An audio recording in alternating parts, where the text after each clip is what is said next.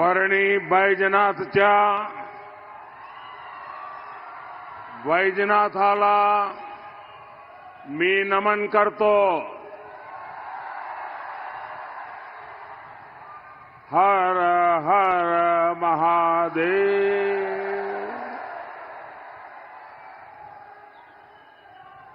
मैं संत भगवान बाबा संत नारायण महाराज को नमन करता हूं. योगेश्वर देवी को प्रणाम करता हूं.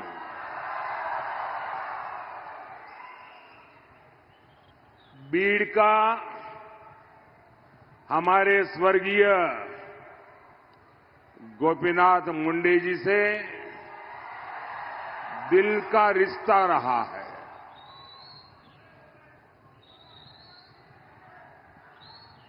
वो हमेशा मुझसे बीड़ और मराठवाड़ के विकास के लिए चर्चा करते थे. मैं उन्हें बहुत भावपूर्वक याद कर रहा हूं. और साथियों, मेरा एक दुर्भाग्य रहा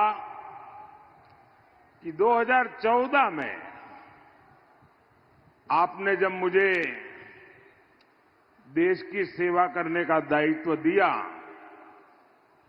तब मैं देश भर में से गोपीनाथ जी जैसे साथियों को चुन चुन करके दिल्ली ले गया था, ताकि हम मिलकर के देश की सेवा करें. गोपीनाथ जी के पास मुझसे भी ज्यादा अनुभव था.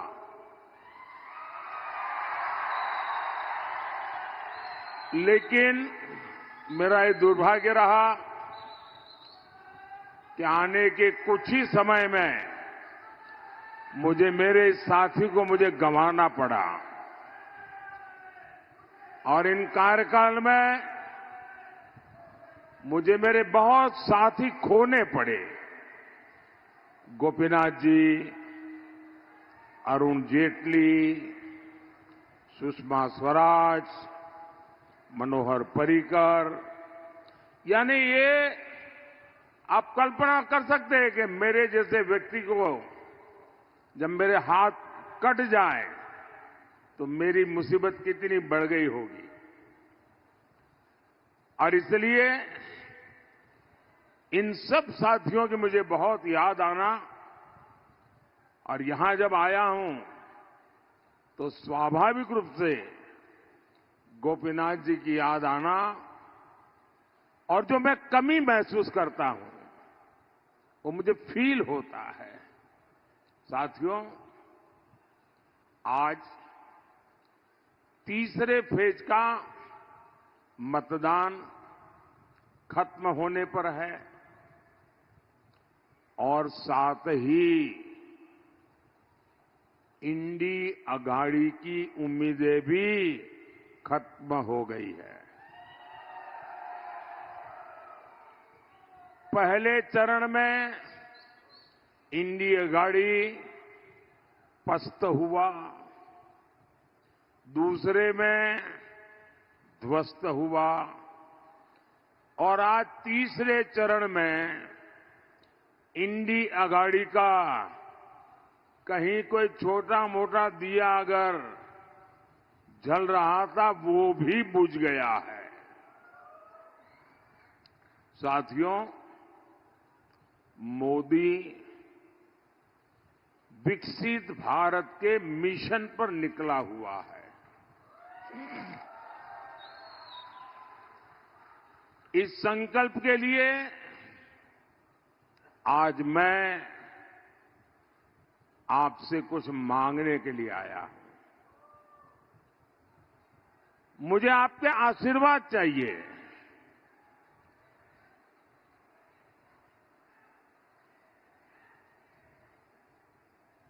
और मेरी विरासत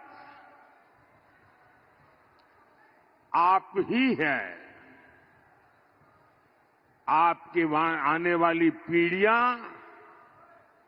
वो ही मेरी विरासत है.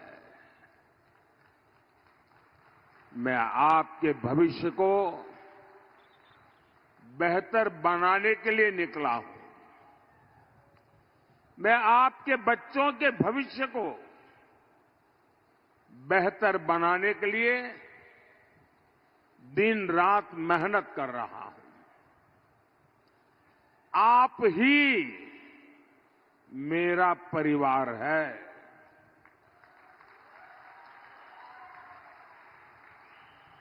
मेरा भारत, मेरा परिवार। लेकिन साथियों, आप जानते हैं ये इंडी अगाड़ी किस एजेंडे के साथ चुनाव में है? इनका एक ही एजेंडा है।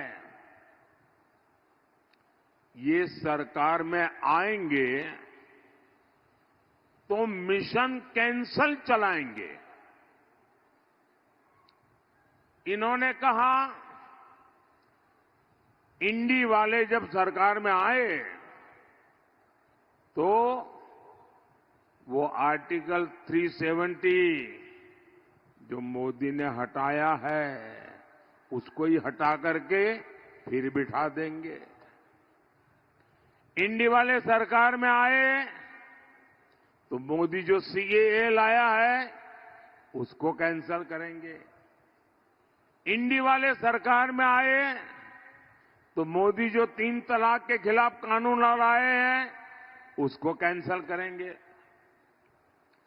ये लोग मोदी जो किसान सम्मान निधि का पैसा किसानों को भेजता है उसको कैंसल कर देंगे। मोदी जो मुफ्त राशन की योजना लेकर के गरीब को मुफ्त राशन दे रहा है उसको कैंसल कर देंगे। हम देश के 55 करोड़ गरीबों को 5 लाख रुपए तक का मुफ्त इलाज दे रहे हैं। कांग्रेस एनडीए की ये योजना भी कैंसल कर देगी। और इतना ही नहीं, कांग्रेस वाले, इंडी अगाड़ी वाले राम मंदिर को भी कैंसल कर देंगे।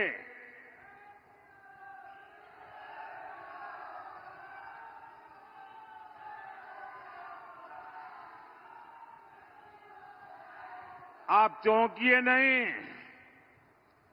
एक पुराने कांग्रेसी नेता ने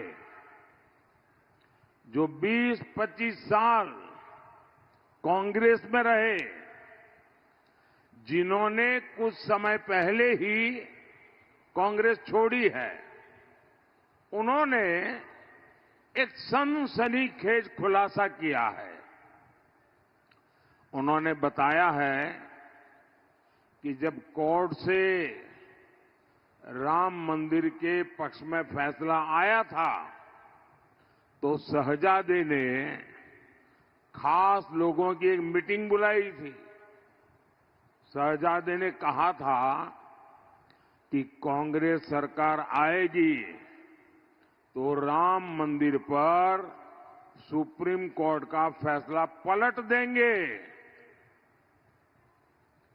इनके पिताजी ने तुष्टीकरण के लिए 3 तलाक के मामले में शाहबानो केस में सुप्रीम कोर्ट का जो जजमेंट आया था उसके निर्णय को पलट दिया था।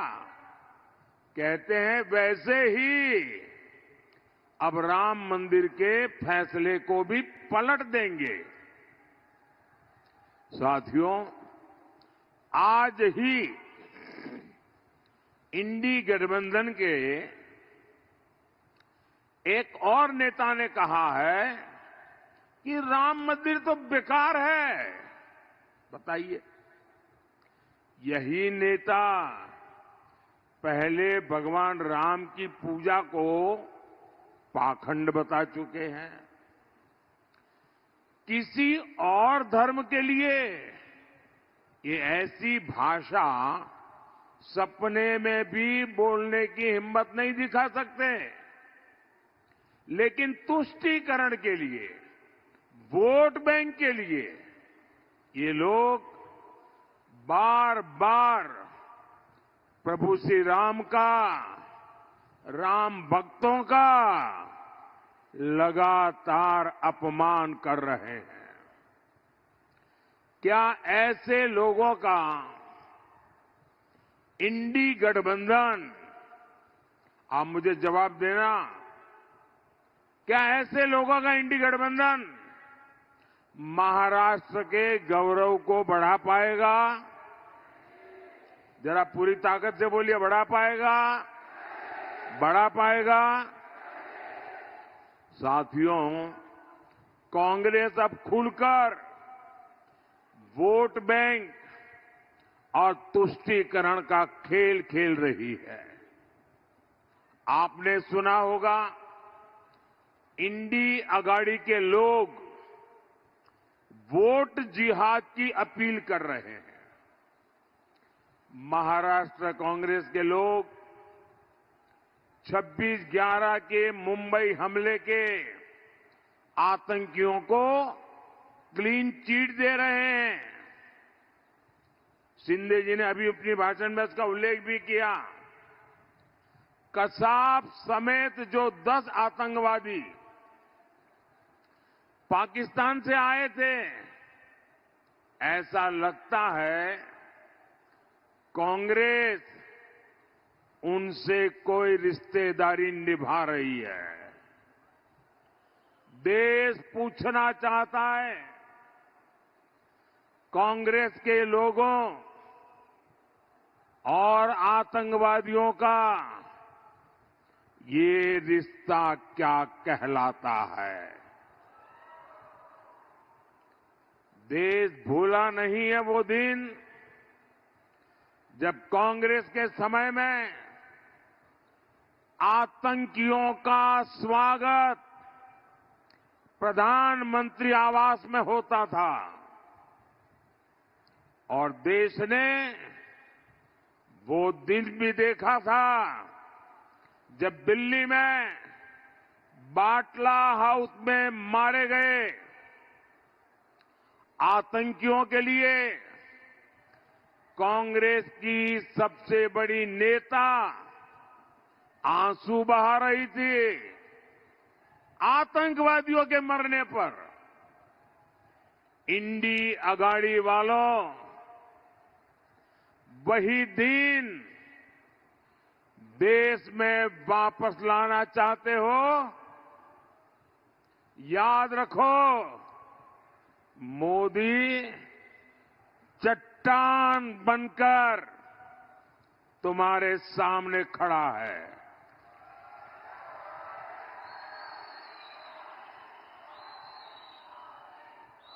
साथियों, शहजादे तुष्टीकरण की सनक में एक और खतरनाक चाल चल रहे हैं। आप भी जानते हैं, बाबा साहब आंबेडकर ने दलितों, पिछड़ों को, आदिवासियों को आरक्षण का अधिकार दिया था। बाबा साहब ने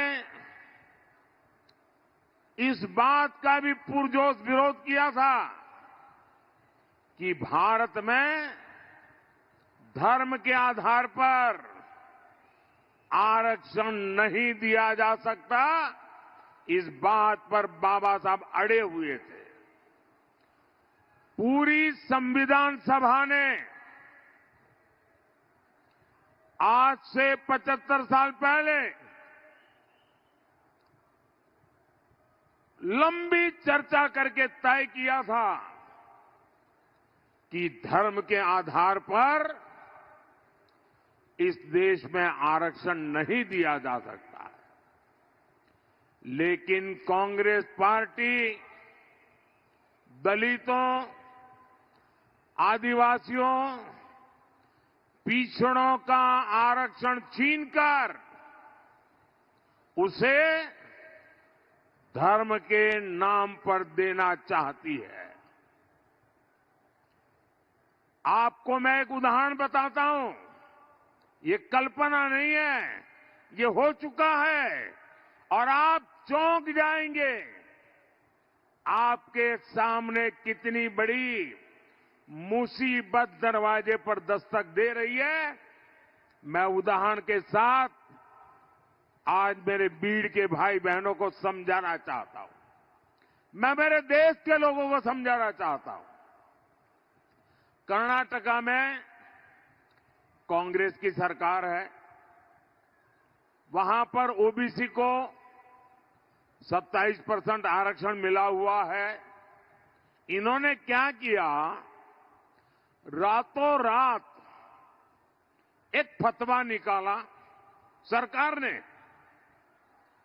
रातों रात उन्होंने एक ऑर्डर निकाला, थप्पे मार दिए, सिग्नेचर कर दिया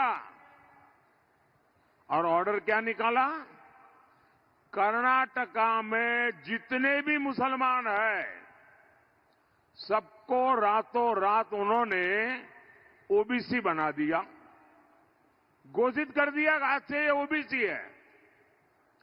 परिणाम क्या हुआ, जो ओबीसी समाज के लोगों को 27% आरक्षण मिला था, बाबा साहब आंबेडकर ने दिया था, संविधान ने दिया था, भारत की संसद ने दिया था, रातों रात मुसलमानों को ओबीसी बनाकर उसमें डाल दिया। तो जो ओबीसी के पास था उसमें डाका डाल दिया, रातों रात चोरी करके लूट लिया और जो पहले इसका लाभ लेते थे उसका बहुत बड़ा हिस्सा मुसलमानों के खाते में चला गया। अब मुझे बताइए, क्या इस प्रकार का खेल आपको मंजूर है? पिछले दरवाजे से ओबीसी का आरक्षण लूट लिया जाए, ये आपको मंजूर है? जरा पूरी ताकत से बताओ तो पता चलेगा कि मंजूर है कि नहीं है। आपको मंजूर है सब आप? अब यही काम ये देश में हर राज्य में करना चाहते हैं। साथियों, आज सुबह ही इंडी गठबंधन के एक और नेता ने इनकी साजिश को खुद ही स्वीकार कर लिया है और उनके झूठ को बेनकाब कर दिया है। और ये नेता वही है जिन्हें चारा घोटाले में अदालत ने सजा दी है। जानते हैं ना नाम तो? कौन है? चलिए, भीड़ वाले भी जानते हैं। इंडी गठबंधन के इस नेता ने आखिरकार स्वीकार कर लिया है कि ये लोग मुसलमानों को पूरा का पूरा आरक्षण देना चाहते हैं। यानी अभी जो एससी, एसटी, ओबीसी को आरक्षण मिलता है वो बंद करके ये लोग पूरा का पूरा आरक्षण मुसलमानों को देना चाहते हैं। आज सुबह उन्होंने कहा है ये इस देश के हर दलित, पिछड़े, आदिवासी के लिए खतरे की घंटी है। इसलिए आपको इंडी गठबंधन के इरादों से सावधान रहना है। भाइयों बहनों, ये मोदी है, आप भी इसको अब भलीभांति जानते हैं। मैं आपको गारंटी देता हूं, जब तक मोदी जिंदा है,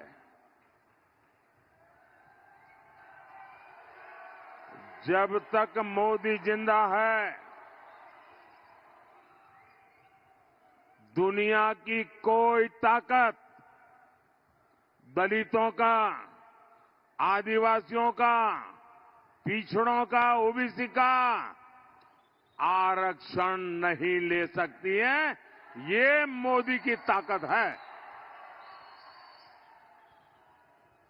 भाइयों बहनों, आज कोई भी राष्ट्रवादी ताकत कांग्रेस के साथ नहीं बची है। असली राष्ट्रवादी कांग्रेस पार्टी बीजेपी के साथ है। बाला साहब ठाकरे की असली राष्ट्रवादी शिवसेना बीजेपी के साथ है। और कांग्रेस के साथ कौन है? नकली शिवसेना, नकली राष्ट्रवादी कांग्रेस। और ये कर क्या रहे हैं? ये नकली वादे कर रहे हैं, नकली वीडियो बना रहे हैं। साथियों, कांग्रेस की आदत है न काम करो न काम करने दो। आपको याद होगा, मैंने गुजरात और महाराष्ट्र के बीच बुलेट ट्रेन का काम शुरू किया।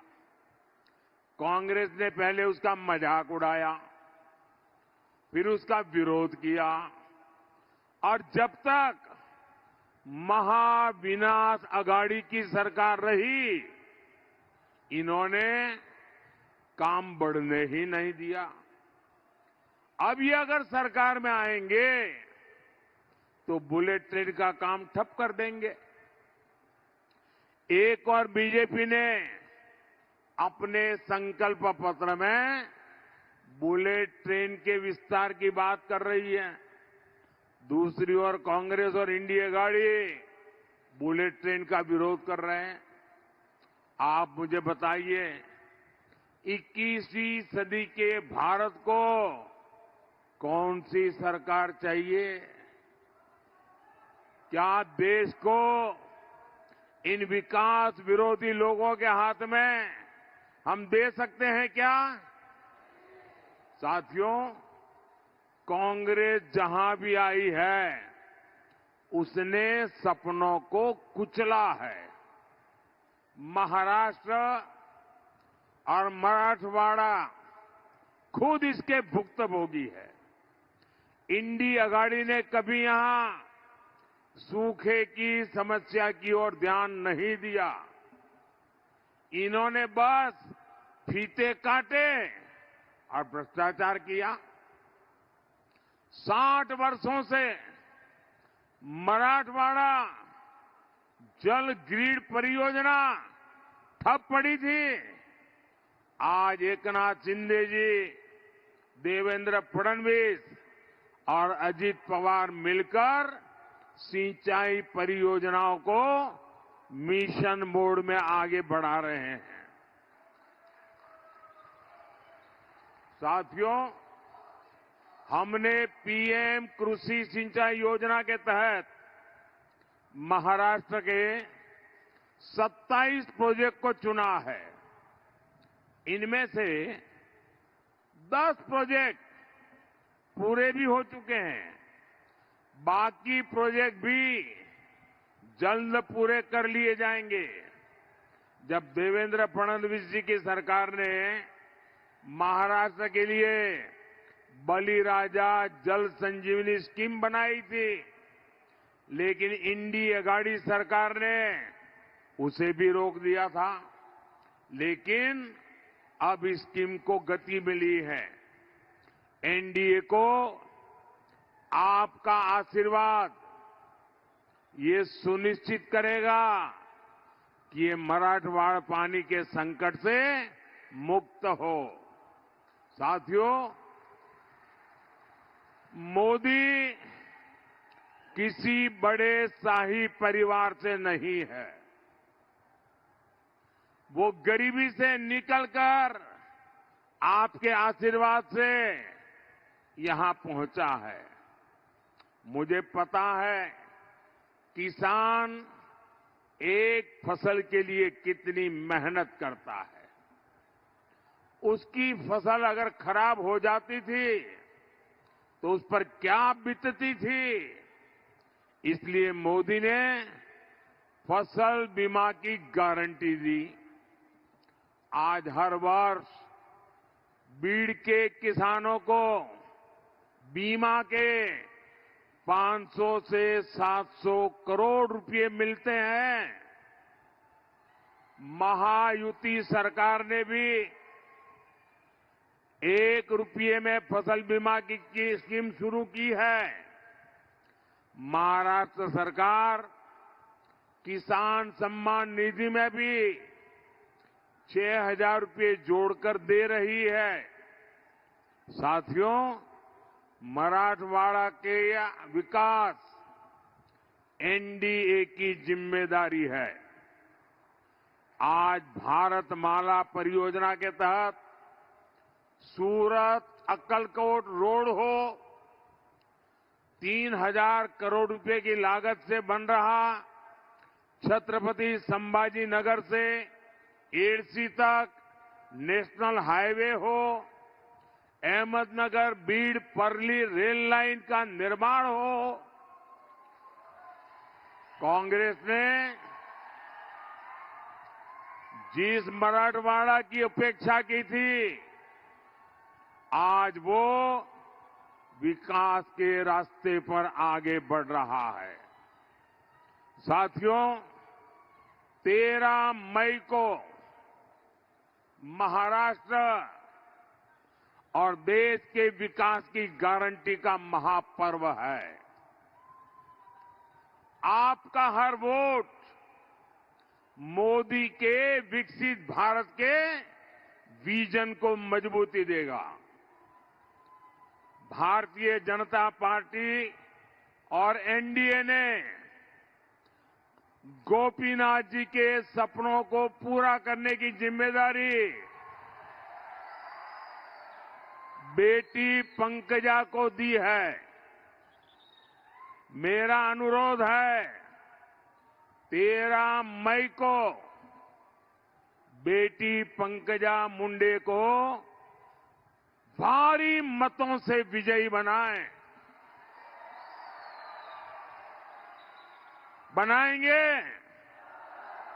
इसके लिए काम करेंगे।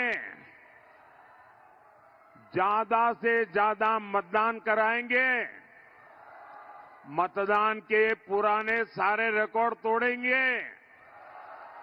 कितनी ही गर्मी क्यों न हो, मतदान ज्यादा होगा। अब पार्लियामेंट तो जीतना है, लेकिन मेरा एक और काम है, करोगे?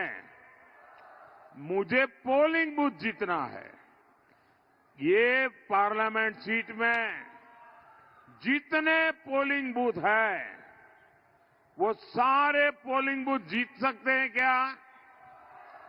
आप पोलिंग बूथ जीत करके दिखाएंगे क्या? सारे के सारे पोलिंग बूथ में भाजपा का, एनडीए का झंडा झुकना नहीं चाहिए। करेंगे? अच्छा, मेरा एक काम करेंगे।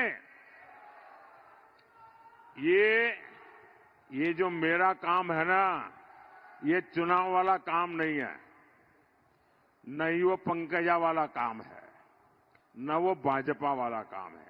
ये मेरा पर्सनल काम है। करोगे? ठंडे पड़ गए यार, जरा हाथ ऊपर करके ताकत से बताओ ना। करेंगे? पक्का करेंगे? तो एक काम मेरा जरूर करना, ज्यादा से ज्यादा घरों में जाकर के परिवार के सबको मिलना और मिलकर के कहना कि अपने मोदी आए थे और मोदी ने आपको प्रणाम भेजा है। मेरा प्रणाम पहुंचा दोगे? घर घर पहुंचा दोगे? हर माता बहन को पहुंचा दोगे? हर बुजुर्ग को पहुंचा दोगे? जब आप उनको मेरा प्रणाम पहुंचाओगे ना, वो जरूर मुझे आशीर्वाद देंगे। और जब वो मुझे आशीर्वाद देते हैं तो मेरी ऊर्जा अनेक गुना बढ़ जाती है। और आपके लिए खपने का मेरा संकल्प मजबूत हो जाता है। मेरे साथ बोलिए, भारत माता की, भारत माता की, भारत माता की। बहुत बहुत धन्यवाद।